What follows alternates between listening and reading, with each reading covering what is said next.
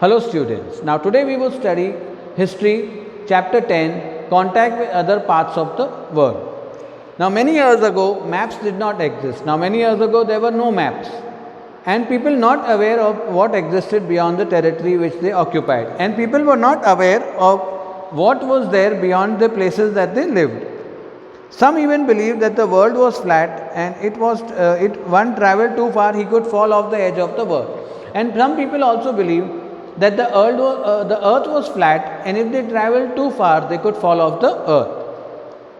Few explorers who were curious about the world outside dared to go beyond the territory and discovered new lands and new cultures, charting new territories and paving new routes. Now few explorers who were quite curious, they went out of the territories and they discovered new areas and new lands. It is because of these explorers that we know so much of the world today. It is because of these people who went out of the territories and explored new things that we know about our new places and lands. Today we can travel from one part of the world to other without much trouble. Now today we can travel from one part of the world to the other, or we can go to any part of the world without much trouble. Now expansion of trade. Now how the trade was expanded or how trade spread. With the coming of the second phase of urbanization, trade took on an active form where people established contact with different lands. Now with the coming of the second urbanization, trade took on an active form where people established contact with distant lands. Port cities developed along the Indian coastline. Now there were many port cities that developed along the Indian coastline. By 200 BC, India had established trading relations with many countries like Greece, Rome, the Arab countries, China, Southeast Asia and Africa through both sea and land. Now around the 200 BC, India had established many trading relations with many countries like Greece, Rome, United Arab or the Arab countries, China, Southeast Asia, and Africa. Indian Roman trade flourished particularly during the reign of Emperor Augustus in Rome. Now India and Rome's trade flourished during the period of Emperor Augustus, who was in Rome. India was famous for silk. Now in India there were many things famous like silk, muslin cloth, ivory goods, pearls, precious stones, spices, that is masalas, and medicine, among many other things. The rulers used the money for trade to develop their army and to patronize learned men who were generally awarded with precious things. Now the rulers of that period, they used the revenue that they generated from, or the money that they generated from trade, for maintaining big armies or for paying the learned people that they had in their kingdom. Evidence was proved that India always encouraged foreign trade. Now there is evidence that proves that India was always interested in foreign trade and it also always welcomed foreign trade. The Ashokan Edict talked about India's trade with foreign land. Now the Ashokan Edict tells us about India's trade with foreign lands. Sangam literature mentions the generosity of these rulers. Now the Sangam literature mentions the generosity of these rulers. In exchange, traders from abroad brought wine. Now in exchange, the traders that came from abroad bought wine, horses, silk, ceramic glass, gold and perfume amongst other things. Now next topic is the Silk Route. The Silk Route is a historical term to denote a network of trade routes that existed between China and the Mediterranean. Now Silk Route is known as the area where there were many routes between China and the Mediterranean. Silk making techniques were first invented in China around 7,000 years ago. Now the silk making techniques were adopted in China around 7,000 years ago. The Chinese were believed to have kept the method of making silk as a closely guarded secret. Now the Chinese kept the idea or the process of making silk as a secret. They did not allow other people to know about the secret how they could make or produce silk. Gradually, as people began to travel to distant lands on foot or on camels and horseback, they carried the rich glossy silk fabric with them. Now during that time there was no mode of transport. So people either used horses, camels, or then they went on foot. So whenever they traveled from one place to another, they carried the glossy silk fabric with them. The path they followed came to be known as the Silk Route. Now the path that they moved on, or the path that they followed, came to be known as the Silk Route. The route linked the region of west and east through the Mediterranean. Now this route linked the east and the west through the Mediterranean region. Many other things travelled along the long road. Now many other things also travelled along the long road. Things not meant for import and export, they were ideas that exchanged the world. Now they were things that were not meant for export or import, but they were the ideas that changed the world. The advent of travelers and the growth of Buddhism and Hinduism. Now the advent of travelers, and how did Hinduism and Buddhism spread or grow? Now first Buddhism. The Silk Route used by the traders led to the exchange of religious and cultural ideas. Now the Silk Route used by these traders led to the exchange of cultural and religious ideas. It helped many pilgrims come to India to study Buddhism. Now many pilgrims during that time came to India to study Buddhism and paved the way for future contact. These routes was used for the spread of Buddhism during Kanishka's rule. Now these routes were used for the spread of Buddhism during the rule of Kanishka. Kanishka also convened the 4th Buddhist Council in Kashmir, where he invited more than 400 Buddhist monks to discuss the teachings of Buddha. Now Kanishka held a Buddhist community or a Buddhist council in Kashmir, where he invited more than 400 Buddhist monks to come and exchange the ideas about Buddha. It was during this time that a new form of Buddhism, Mahayana Buddhism, emerged. It was during this time that a new form of Buddhism, that is Mahayana Buddhism, emerged. Here statues of Buddha were made. Here Gautam Buddha statues were made, while earlier only a symbol of him attaining enlightenment was shown. While earlier they only shown a symbol of him attaining enlightenment. For instance, a sculpture of a peepal tree was shown to represent enlightenment. For instance, a sculpture or a figure of a peepal tree was shown to show enlightenment. This new form of Buddhism also brought about a change in the practices of followers. Now, this new form of Buddhism also brought about a change in the new form of Buddhism.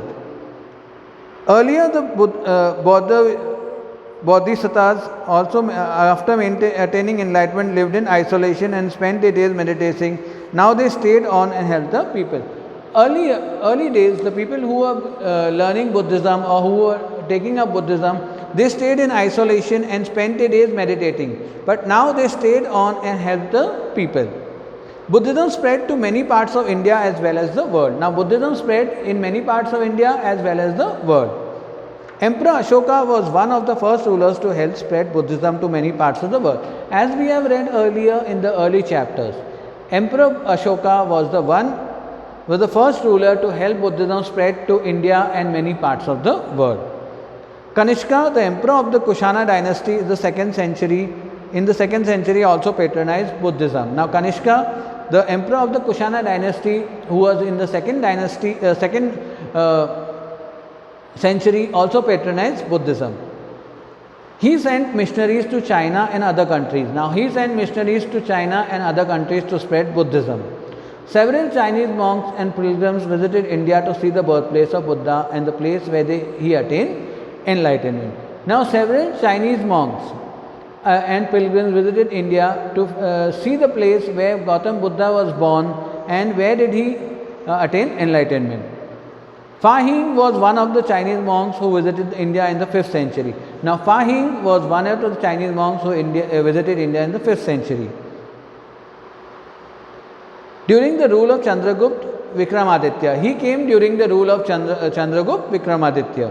Another Chinese pilgrim was Hing Sang, who visited India during the reign of King Harshvardhana in the 7th century. Now another pilgrim who came, another monk who came, whose name was Hing Sang, who visited India during the rule of King Harshvardhana in the 7th century CE. Both Fa Hing and Hing Sang left behind detailed and valuable accounts of the socio-political and religious life of the people in India. Now both Fa Hing and Hing Sang, when they went back, they had written a lot of books about the political and social life of the people of India. Now Hinduism. Around 300 BC, gods such as Shiva and Vishnu emerged as the main Hindu gods. Now, around 300 BC, the main Hindu gods were Shiva and Vishnu. The rule of the Gupta dynasty is known as the golden period in the history of Hinduism. Now, the Gupta dynasty, or during the time when Gupta dynasty was there, or the Gupta king's rule, is known as the golden period in the history of Hinduism. In the Deccan region, the Satavahanas promoted Hinduism. Now, in the Deccan region, the Satavahana kings promoted Hinduism. The Pallavas and the Cholas of South India were also staunch followers of Hinduism, and Hindu temple art flourished during their reign. Now, the Pallavas and the Cholas were also staunch followers of Hinduism, and during their reign, the art and architecture of Hindu temples also flourished. Now, gradually Brahmanism underwent several changes. Now, this time Brahmanism had gone under several changes. The concept of bhakti became more important than elaborate rituals and sacrifices. Now, concept of bhakti became more elaborate than rituals and sacrifices. Now, gradually Brahmanism underwent several changes. There were several changes in Brahmanism. The concept of bhakti became more important than elaborate and rituals and sacrifices. Now, people were more concentrating on bhakti. The idea of bhakti or intense devotion to God rather than on complicated ritual originated in South. Now, the concept of bhakti originated in South India, that is present day Tamil Nadu and Kerala. Saints of this movement looked upon religion as a bond between the devotee and God. Now, saints of that time, they looked as a religion as a bond between the devotee and God. The saints were poets who composed hymns and bhajans in praise of God. Now, the saints were poets who composed hymns and bhajans in the praise of God. People from all walks of life were encouraged to sing these hymns. Now, people from all walks of life were encouraged to sing these hymns. Now, new kingdoms. The Indo-Greek. The Indo-Greek comprised more than 30 Hellenistic kings who ruled in various parts of northwest and north India between the 2nd century BC to the 1st century BC. Now, the Indo-Greeks. The Indo-Greeks comprised that time, during the Indo-Greek time, there were more than 30 kings who ruled during the 2nd century and the 1st century. Demetrius was a famous king. Now, Demetrius, he was a famous king who invaded India, who came to India or invaded India in the 2nd century. He crossed the Hindu Kush mountains and began the conquest of North Afghanistan and the areas covered by the Indus River. Now, he crossed the Hindu Kush mountains. He came across the Hindu Kush mountains, and then he started capturing the places that like northern Afghanistan and the areas covered near the Indus River. Another great king of the Indo-Greek was Menander I. Another great king was Menander I, who converted to Buddhism. He converted to Buddhism when he came to India. His famous conversation with the Buddhist monk Nagasena is mentioned in the Milinda Pana. Now, his famous confirmation with the Buddhist monk Nagasena is mentioned in his book the Milinda Pana, a Buddhist text. He is supposed to have issued the bilingual coins using the Kharoshi script. He is supposed to have. Now, people suppose that he had issued the bilingual coins used by the Kharoshi script. The last of the Indo-Greek rulers was Strato II, who ruled in the Punjab region. Now, the last of the Indo-Greek rulers was Strato II, who ruled in the Punjab region. Now, the Sakas. The Sakas invaded India through the northwest part of the country and took control over Taxila and Mathura from the Indo-Greek. Now, the Sakas, they invaded India to the northwestern part and they took control of India from the Greeks. Only to face the hostility of the Satavahanas in the south and the Kushanas in the north. Only to face the hostility in the Satavahanas in the south and the Kushanas in the north. Important Saka kingdoms in the Indian region were in Taxila. Now, the important kingdoms of the Saka dynasty were in Taxila, Mathura, Nasik and Ujjain. The most famous Saka ruler was Rudradaman I. Now, Rudradaman I is the most famous Saka ruler. He was a great conqueror and his military expeditions were inscribed in the Junagadh rock inscription. Now, Parthians. The Parthians had come to India from Iran. Now, the Parthians had come to India from Iran. They ruled over a small part of the northwest territory of the Indian subcontinent. A famous Parthian ruler was Gondophares in the 1st century CE. Now they ruled, the famous Parthian ruler was Gondophares in the 1st century CE.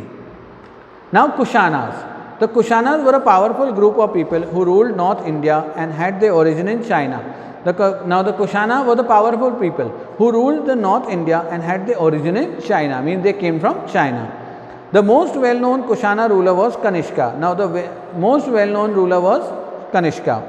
Kanishka ruled over a vast empire from Bactria to Patliputra in Gangetic Plain. Now he ruled from Bactria to Patliputra in the Gangetic Plains. The center of his huge empire was Bactria. Now the center of his huge empire was Bactria. In India, the centers were Peshawar and Mathura. He was deeply inclined towards the Buddhist faith and sponsored the building of many Buddhist monasteries.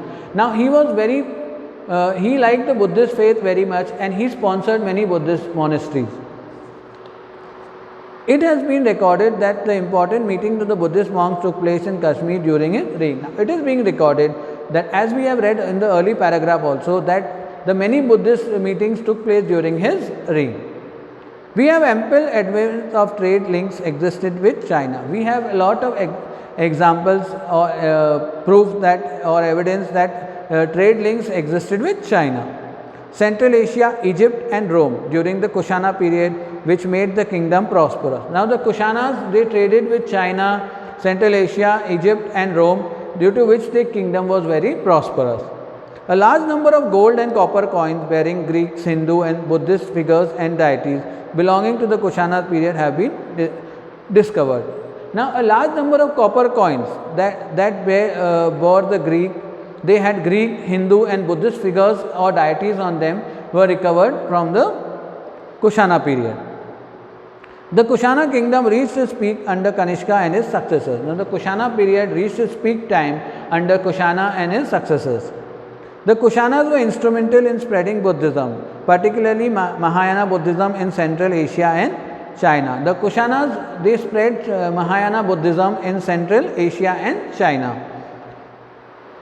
They also developed the Gandhara and Mathura schools of art. The Gandhara school of art were a perfect blend of Indian and foreign art style. Now the Gandhara school of art was a perfect blend of Indian and foreign art style. King Kanishka also encouraged Sanskrit literature. Now King Kanishka also encouraged Sanskrit literature. The famous Sanskrit scholar Ashwagosha lived during this reign. Now the famous Sanskrit scholar Ashwagosha lived during this period. Now the last paragraph is the Sangam age. The word Sangam in Tamil, which is derived from the word Sangha, means an assembly or sabha. Now the word Sangam is the Tamil word which is derived from the word Sangha, which means sabha or assembly. The Tamil Sangam consisted of different poets from different time periods which flourished under the patronage of the Tamil kings. Now the Tamil Sangam is a meeting of different Tamil poets which flourished under the different Tamil kings. Sangam literature speaks highly of three South Indian dynasties. Now the Sangam literature tells us highly or very importantly about three South kingdoms that were there during that period: the Cholas, the Pandyas and the Cheras, and refers to them together as Tamilaka or the Tamil realm. This is the end of the chapter. We will next see the next chapter.